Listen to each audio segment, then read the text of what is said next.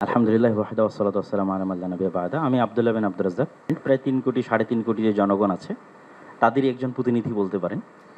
তো এই মোটামুটি সংক্ষিপ্ত পরিচয়। আমার কথা হচ্ছে আজকে যে বিষয়টি নিয়ে এখানে আমরা আলোচনায় বসেছি, এটির যদি আমরা মূলে হাত না দিই, আসল জায়গায় যদি হাত না দিই, তাহলে এটিকে সমাধান করা সম্ভব নয়। বাংলাদেশে যে সকল ধর্মের মধ্যে সম্প্রীতি বিরাজ করে তার সবচেয়ে বড় উদাহরণ হচ্ছে সাইফুল ইসলাম আলিফ হত্যার পরও বাংলাদেশে কোথাও কোনো প্রকার দুর্ঘটনা সংঘটিত হয়নি এবং সকল আলেম ওলামা নিজ নিজ জায়গা থেকে, আমি আমার জায়গা থেকে, সকল জ্ঞানীগুণী আলেম ওলামা নিজ জায়গা থেকে ফেসবুকে বক্তব্যে সবাইকে শান্ত থাকার আহ্বান করেছে। সুতরাং আমাদের দেশে সাম্প্রদায়িক সম্প্রীতি আছে, কথা শতভাগ সত্য। তারপরও আমাদেরকে বসতে হচ্ছে কেন? ওই জায়গায় আমাদের হাত দিতে হবে। আমরা আসলে ভূ রাজনৈতিক আন্তর্জাতিক রাজনীতির শিকারে পরিণত হয়েছি। এই জায়গায় যদি আমরা সমাধান করতে চাই, তাহলে আমাদেরকে লক্ষ্য রাখতে হবে বড়। লক্ষ্য বড় রাখলে স্যার আপনার জন্য এটি সমাধান করা সুবিধা হবে। সেই বড় লক্ষ্যটি হচ্ছে প্রকৃত অর্থে আমাদের পার্শ্ববর্তী দেশে সংখ্যালঘুরা নির্যাতিত। পৃথিবীর ইতিহাসে কোথাও এখন পর্যন্ত কোনো ইবাদতখানা এভাবে ভাঙ্গা হয়নি যেভাবে আগামী 6 নভেম্বর শুক্রবারের দিন বাবরি মসজিদ আজ থেকে 50 বছর পূর্বে ভাঙ্গা হয়েছে। পুলিশ হেফাজতে যেভাবে মুসলিমদের হত্যা করা হয়েছে, মুসলিম এমপিকে, রানিং এমপিকে, এভাবে কোথাও হয়নি। এরকম আরও অসংখ্য ঘটনা আছে যেটা আমাদের পার্শ্ববর্তী দেশে প্রকৃত অর্থে সংখ্যালঘুরা নির্যাতিত। আমাদের দায়িত্ব মানুষ হিসেবে এবং তাদের পার্শ্ববর্তী দেশ হিসেবে, এবং 47-এ আমরা যে ওয়াদা দিয়ে এই দেশটাকে স্বাধীন করেছিলাম, সেই ওয়াদা রক্ষার্থে আমাদের দায়িত্ব হচ্ছে আমাদের পার্শ্ববর্তী দেশের সংখ্যালঘু নির্যাতনের প্রতিবাদে আমাদেরকে আওয়াজ ওঠানো। আমাদের দেশে কোনো সংখ্যালঘু নির্যাতন নাই, কিন্তু আমাদেরকে আওয়াজ উঠাতে হবে আমাদের পার্শ্ববর্তী দেশে যে সংখ্যালঘু নির্যাতন হচ্ছে সেটি নিয়ে। এই জন্য আমি আহ্বান জানাবো আমাদের মাননীয় প্রধান উপদেষ্টার প্রতি যে তিনি যেন এই বিষয়টির প্রতি দৃষ্টি দেন এবং সবাই আপনার সাথে আছে। গতকাল রাজনৈতিক দলগুলোকে দেখেছেন, আজকে ধর্মীয় নেতাদের দেখছেন, সকলেই আপনার সাথে আছে এবং আপনার হাতকে মজবুত করার জন্য দেশে যে জাতিগত ঐক্য তৈরি হয়েছে এটিকে আপনি সাহস হিসেবে ধরে নিয়ে আপনি আমাদের দেশের স্বাধীনতা এবং সার্বভৌমত্ব রক্ষার জন্য আন্তর্জাতিক জগতে ফাইট করেন। এবং আমাদের যে বন্ধু রাষ্ট্রগুলো আছে, সার্ককে শক্তিশালী করে, আমাদের বন্ধু রাষ্ট্রকে শক্তিশালী করে, যারা পাল্টা আমাদের উপর মিথ্যা অপবাদ দিয়ে আমাদেরকে ছোট করতে চাচ্ছে, তাদের সামনে আমাদের দেশের এই সাহস এবং সম্প্রীতিকে আপনি তুলে ধরুন। ধন্যবাদ। এতটুকুই আমি আপনার কাছে দাবি জানাবো। Thank you. আমরাও অখণ্ড ভারত চাই, কিন্তু সেটা ইসলামের অখণ্ড ভারত। রাষ্ট্রীয়ভাবে যেমন ভারত চিন্তা লালন করতেছে যে বাংলাদেশের সংখ্যালঘুদের বাঁচাতে হবে, তো বাংলাদেশের রাষ্ট্র একটা বিবৃতি দিতে পারে না যে আমরা তোমাদের দেশের সংখ্যালঘুদের নিয়ে চিন্তিত? এত ভয় কেন? শুধু ডিফেন্সিভ বিবৃতি দিতে হবে না? কিন্তু আপনি এখনই ইন্ডিয়ান মিডিয়া ওপেন করেন, মনে হবে যে বাংলাদেশে একটা হিন্দু হয়তো জীবিত নাই। এত ভয়ঙ্কর জুলুম এবং অত্যাচার চলতেছে বাংলাদেশে, কিন্তু আমরা তো দেখতে পাচ্ছি না। তাদের মিডিয়া সবসময় দেখাচ্ছে যে কিছুই হয়নি, তারপর বলতেছে যে এখানে হিন্দুদের ধ্বংস হয়ে গেল। বাংলাদেশের মিডিয়াগুলো কি করে? বাংলাদেশের মিডিয়াগুলো কি ঘোড়ার ঘাস কাটে? তারা দেখাতে পারে না যে ভারতে মুসলমানদের উপর কি অত্যাচার হচ্ছে, কি জুলুম হচ্ছে? আর বর্তমান বিশ্বের রাজনীতির একটা বড় অংশ ইহুদিরা কন্ট্রোল করে থাকে। বর্তমান বিশ্ব রাজনীতির একটা বড় অংশ। আর ইহুদিদের রাজনীতির মূল ভিত্তিটাই হচ্ছে মায়া কান্না। হলোকাস্ট যে হিটলার ঘটিয়েছিল ইহুদিদেরকে হত্যা করার মাধ্যমে, সেটিকে বিক্রি করে পৃথিবীর ইতিহাসে আর কোনো জাতি, আর কোনো গোত্র এতটা সহানুভূতি, এতটা সহমর্মিতা অর্জন করতে সক্ষম হয়নি যেটা ইহুদি জাতি সক্ষম হয়েছে এই এক ঘটনাকে বিক্রি করে। এবং এটিকে বিক্রি করার জন্য তারা পৃথিবীর সকল media, print media, electric media, অর্থনৈতিক প্রতিষ্ঠান, এগুলোতে তারা খুবই শক্তিশালী। এগুলোকে সারা পৃথিবীব্যাপী তারা কাজে লাগিয়েছে। আমেরিকা মুসলমানের শত্রু হিসেবে ইহুদিকে যতটা না সহযোগিতা করে, তার চেয়ে বেশি সহযোগিতা করে এই মনে করে যে ইহুদিদের সারা পৃথিবীতে থাকার জায়গা নেই, তারা মাজলুম, তাদের একটা থাকার জায়গা দিতে হবে। তো এই সেন্সটা আমেরিকার খ্রিস্টানদের মধ্যে, ইউরোপের খ্রিস্টানদের মধ্যে কে তৈরি করেছে? ইহুদিরাই তৈরি করেছে। এবং ইহুদিদের একই থিওরিতে ইসকন বাংলাদেশকে নিয়ে কাজ করতেছে, সেম থিওরিতে। এবং তাদের চিন্তা চেতনাও, চিন্তা ভাবনাও ইহুদিদের থেকে সরাসরি কপি করা।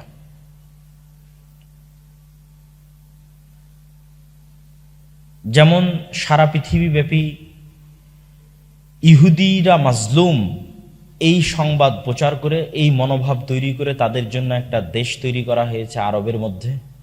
ঠিক বাংলাদেশে হিন্দুরা খুবই মাজলুম, খুবই অসহায়, খুব করুণ অবস্থার মধ্যে আছে, জীবন যায় যায় যায়, সেটি তৈরি করে বাংলাদেশকে অখণ্ড ভারতের অন্তর্ভুক্ত করা হিন্দুদের নিরাপত্তার জন্য।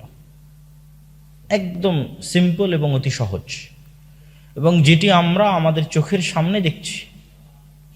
আমরা দেখছি যে কোথাও কোনো হিন্দু নির্যাতন নাই, কিন্তু আপনি এখনই ইন্ডিয়ান মিডিয়া ওপেন করেন, ভারতের মিডিয়া স্ক্রল করেন, মনে হবে যে বাংলাদেশে একটা হিন্দু হয়তো জীবিত নাই। এত ভয়ঙ্কর জুলুম এবং অত্যাচার চলতেছে বাংলাদেশে, কিন্তু আমরা তো দেখতে পাচ্ছি না। এটা কি বলা হয়? মিডিয়ার পাওয়ার।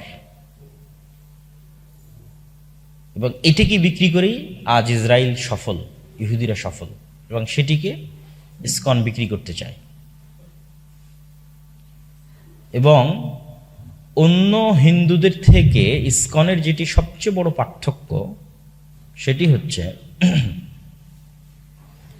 তারা মূলত শ্রী চৈতন্যের মতবাদে বিশ্বাস করে। আমার মনে হয় ওইটা না দিলেই ভালো, ওনারা দেখলে বক্তব্য মনোযোগ দিয়ে শুনতে পারবে। ঠিক আছে, তো আপনার এদিকে মনোযোগ দেন।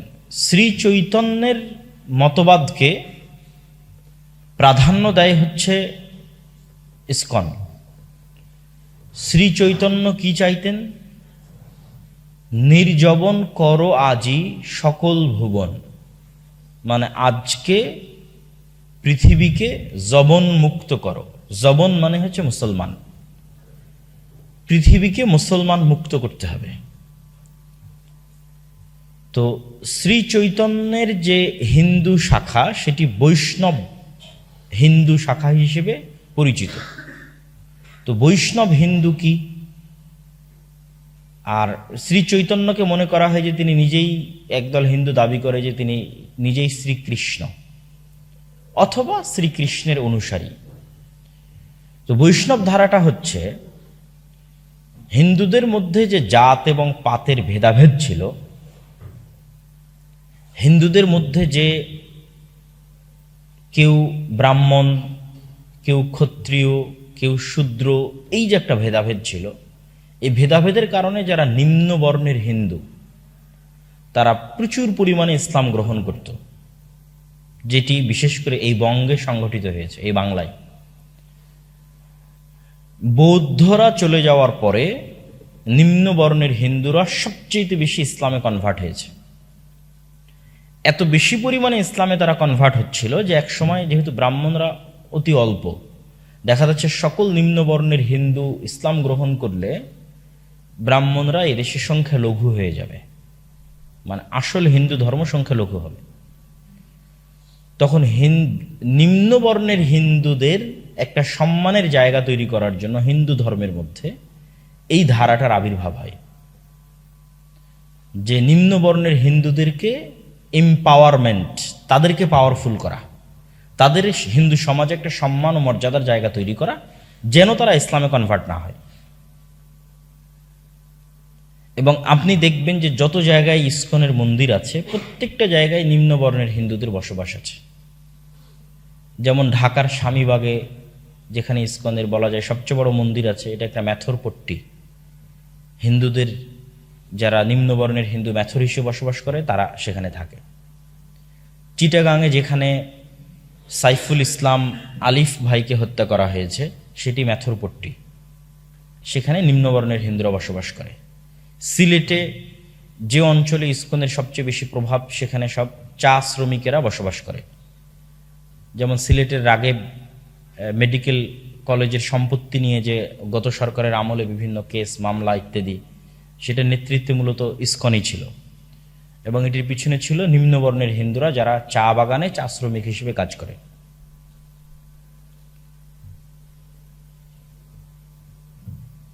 এই নিম্নবর্ণের হিন্দুদেরকে মুসলমানদের এন্ট্রি হিসেবে প্রতিষ্ঠিত করা এবং হিন্দু ধর্মের মধ্যে তাদের একটি এম্পাওয়ারমেন্ট, শক্তিশালীকরণ, আর বাংলাদেশের বিভিন্ন গোয়েন্দা সংস্থার রিপোর্ট অনুযায়ী এবং বিভিন্ন বই পুস্তকে সেই গোয়েন্দা সংস্থার রিপোর্ট বক্তব্য তুলেও ধরা হয়েছে, যেখানে এটি উল্লেখিত আছে যে তাদের এটি পরিকল্পনা যে বাংলাদেশের হিন্দুদেরকে মাজলুম দেখানো, দাঙ্গা তৈরি করার মাধ্যমে বাংলাদেশের হিন্দুদেরকে মাজলুম দেখানো।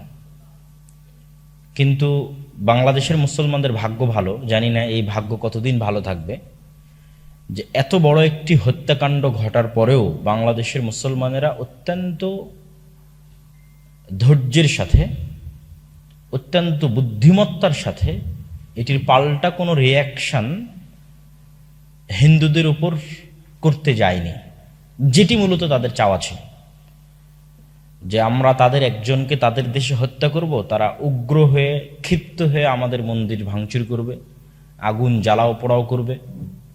এমনি তো কিছুই হয়নি, সেটি আপনি ভারতের মিডিয়াতে গিয়ে দেখবেন যে মনে হচ্ছে কত না কি হয়ে যাচ্ছে।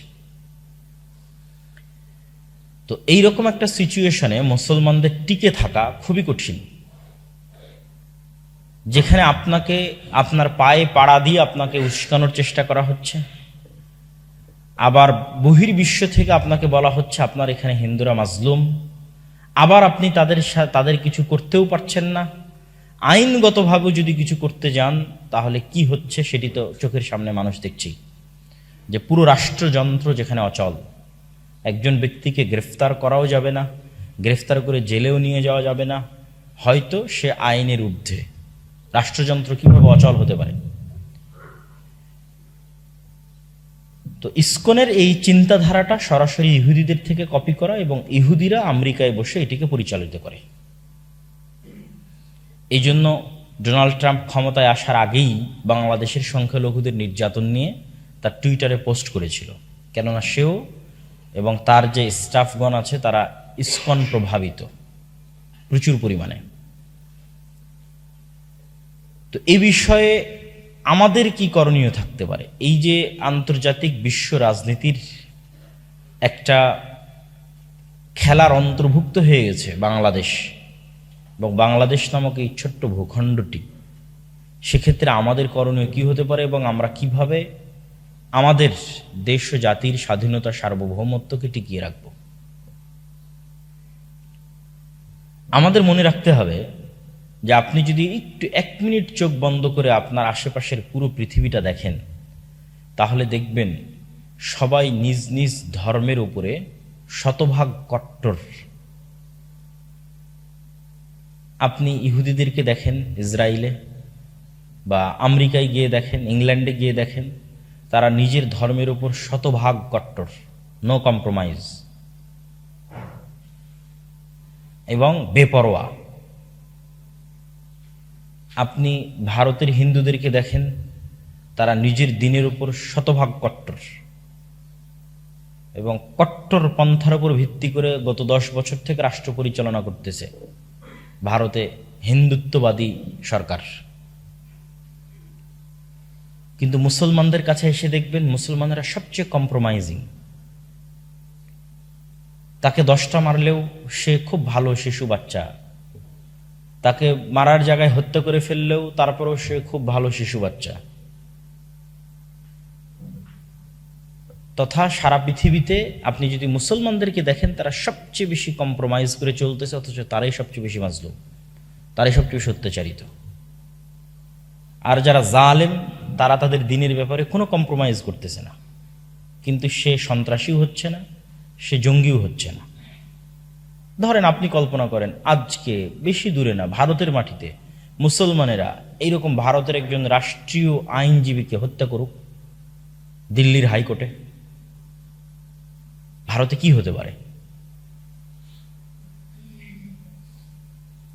1 মিনিট কল্পনা করেন যে কি হতে পারে, যে ভারতের মুসলমানেরা দিল্লির হাইকোর্টে একজন রাষ্ট্রীয় আইনজীবী হিন্দুকে হত্যা করেছে এভাবে। দেখবেন যে আর মুসলমানেরা কি হবে, মুসলমানেরা তখন কি করবে? দেখবেন ভারতের সকল মুসলিম সংগঠন একসাথে এটা নিন্দা বিবৃতি দেওয়ার জায়গা পাবে না, যে এই হত্যা সঠিক হয়নি, এভাবে আক্রমণ করতে হয় না। কিন্তু আপনার বাংলাদেশে যে একজন আইনজীবীকে হত্যা করা হলো, কেউ বিবৃতি দিয়েছে? ভারত কোনো বিবৃতি দিয়েছে যে এইভাবে করা ঠিক হয়নি? দেখবেন যে ওই ঘটনা হলে বাংলাদেশে নিন্দা বিবৃতি দিত। ভারতে যদি একজন হিন্দু আইনজীবীকে হত্যা করা হতো, বাংলাদেশে বিবৃতি দিত কাজটা মুসলমানেরা ঠিক করেনি। কিন্তু আপনার এখানে যে একজনকে হত্যা করা হলো, ভারত কোনো বিবৃতি দিয়েছে? দেয়নি। তাহলে একজনকে জেলে নিয়ে যাওয়া হয়েছে, তার জন্য বিবৃতি দেওয়ার অভাব নাই ভারতের, কিন্তু একজনকে হত্যা করা হয়েছে তার জন্য কোনো বিবৃতি নাই। মানে মুসলমানের জীবনের মূল্যায়ন আমরাই রাখিনি, একটা মুসলিমের প্রাণের মূল্য আমরা মুসলমানেরাই রাখিনি। এবং আন্তর্জাতিক বিশ্ব আমাদের সাথে কিভাবে ট্রিট করে, আমাদেরকে কিভাবে দেখে, তা আমরা নিজের চোখে বাংলাদেশে বসে দেখতে পাচ্ছি, আমাদের চোখের সামনে ঘটতেছে এগুলো।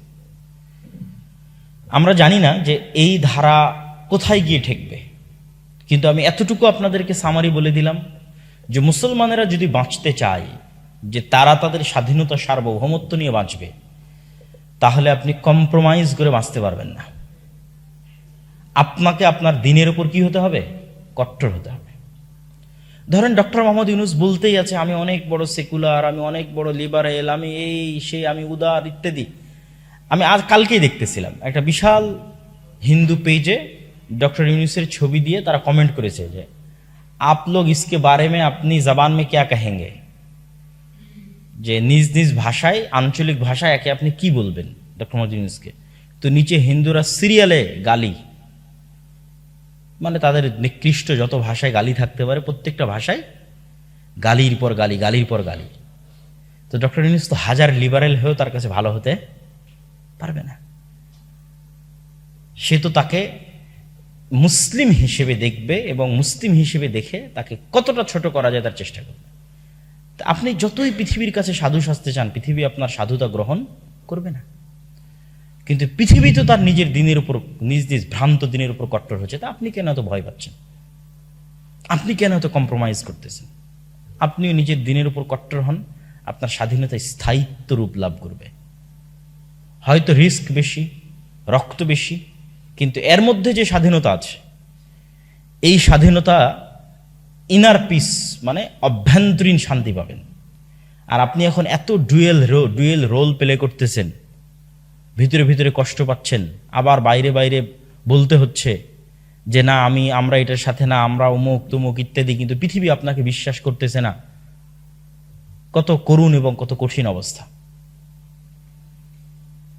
তো এই জন্য আমি পৃথিবীকে আপনি ছোট্ট সংক্ষিপ্ত চোখে দেখলে দেখবেন আমরা মুসলমানেরা যদি বাঁচতে চাই, আমাদেরকে আমাদের দিনের উপর উইদাউট এনি কম্প্রোমাইজ কঠোর হতে হবে, আমাদের নবীর সুন্নাতের উপর কঠোর হতে হবে, আমাদের দিনের আদর্শের উপর কঠোর হতে হবে, এবং এটির সাথে কোনো ছাড় দেওয়া যাবে না। এটির মধ্যেই এই জাতির স্বাধীনতা, সার্বভৌমত্ব নিহিত আছে।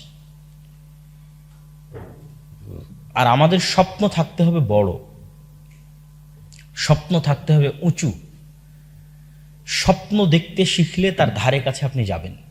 আপনি সূর্যে যেতে চাইলে চন্দ্র পর্যন্ত যাবেন, মঙ্গলে যেতে চাইলে চন্দ্র পর্যন্ত যাবেন, আর চন্দ্রে যেতে চাইলে হয়তো মহাকাশ স্টেশন পর্যন্ত যাবেন, আর মহাকাশ স্টেশন পর্যন্ত যেতে চাইলে হয়তো জাস্ট আকাশে উঠতেই পারবেন। তো আমাদের স্বপ্ন হতে হবে বড়। 1947-এ যখন বাংলাদেশ বা ভারত বিভক্ত হয়, তখন কি ঘটেছিল? তখন সংঘটিত হয়েছিল হিজরত। বাংলাদেশের বিহারিরা মূলত মুহাজির। যতগুলো বিহারি ক্যাম্প আছে মিরপুর, মোহাম্মদপুরে, তারপরে সৈয়দপুরে, তারা হচ্ছে মুহাজির। মুহাজির মানে তাদের আসলে বাপদাদার বাড়ি বাংলাদেশে না, তাদের বাপদাদার বাড়ি ভারতের বিহারে, পশ্চিমবঙ্গে, ঝাড়খণ্ডে, ঠিক আছে, ইত্যাদি অঞ্চলে, আসামে। কিন্তু মুসলমানদের জন্য একটা আলাদা রাষ্ট্র হচ্ছে এই মনে করে তারা ভারত থেকে হিজরত করেছিল। তো এই মুহাজিরদের পরিমাণ বাংলাদেশে যা, তার চেয়ে কয়েক হাজার গুণ বেশি ওই পাকিস্তানে, পশ্চিম পাকিস্তান, ওয়েস্ট পাকিস্তান, যেটা এখন পাকিস্তান। সেখানে পাঞ্জাব থেকে এবং মূল দিল্লি থেকে এবং উত্তরপ্রদেশ থেকে লক্ষ লক্ষ মুসলমান হিজরত করেছে। তাহলে ঠিক যেমন মক্কা থেকে মুসলমানেরা হিজরত করেছিল কোথায়? মদিনায়।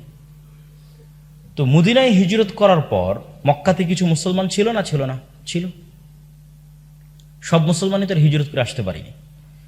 তো সেই সমস্ত মুসলমানদেরকে মক্কার কুফফারদের অত্যাচার জুলুম থেকে রক্ষা করার দায়িত্ব কি মদিনার মুসলমানদের ছিল না? মদিনার মুসলমানেরা যদি মনে করে আমরা হিজরত করে আমাদের জীবন বাঁচিয়ে নিয়েছি, অতএব এই পর্যন্তই সীমাবদ্ধ, তাহলে এটা ভিশনারি লিডারশিপ হলো না। আমাদের নবী মুহাম্মদ সাল্লাল্লাহু আলাইহি ওয়াসাল্লাম ভিশনারি লিডার ছিলেন।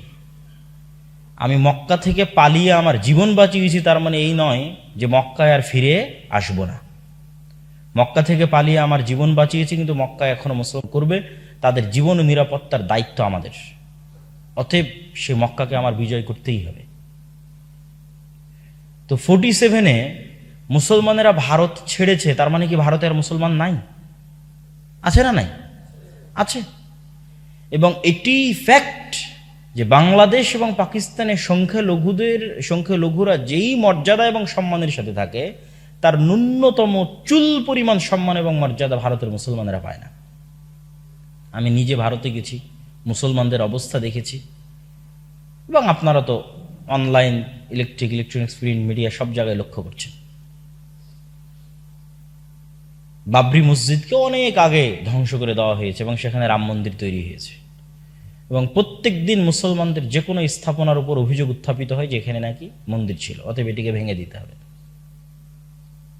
বানারস শহরে আমরা একটা মসজিদে গেছিলাম, জ্ঞানওয়াপি মসজিদ, ওইটা তো এখন সালাত বন্ধ আছে, ওই সময় সালাত আদায় হতো যখন আমরা গেছিলাম। বানারসের পাশে কাশী, মথুরা, এগুলোর ঈদগাহ এবং মসজিদ, আরো অসংখ্য জুলম এবং অত্যাচার, সেটি বলতে চাচ্ছি না। তো আপনারা হিজরত করে 47-এ ভারতের মুসলমানেরা হিজরত করে পাকিস্তান এবং বাংলাদেশে চলে আসলো, তার মানে পাকিস্তান এবং বাংলাদেশের মুসলমানেরা যদি মনে করে যে আমি নিজে ভালো আছি, এই পর্যন্তই শেষ, এর চেয়ে বড় মুনাফিকি পৃথিবীতে আর হতে পারে না। কিন্তু এই মুনাফিকি পাকিস্তান এবং বাংলাদেশের মুসলমানেরা করেছে। তারা শুধু তাদের স্বার্থ পর্যন্ত সীমাবদ্ধ থেকেছে। কিন্তু তোমরা যে মক্কা থেকে হিজরত করে মদিনায় আসলে, তো মক্কার মুসলমানদেরকে হেফাজত করতে হবে না? তো তোমরা ভারত থেকে হিজরত করে, ভারত থেকে বিচ্ছিন্ন হয়ে বাংলাদেশ এবং পাকিস্তান নামে রাষ্ট্র তৈরি করলে ভারতের মুসলমানদের রক্ষা করবে কে? ভারতের মুসলমানদের রক্ষা করার জিম্মেদারি এবং চিন্তা চেতনা যতদিন না বাংলাদেশ এবং পাকিস্তানের মুসলমানেরা তাদের মাথায় লালন না করবে, ততদিন আল্লাহর পক্ষ থেকে রহমত এবং বরকত হবে না। এটা অনেক বড় মুনাফিকি ইতিহাসের সাথে।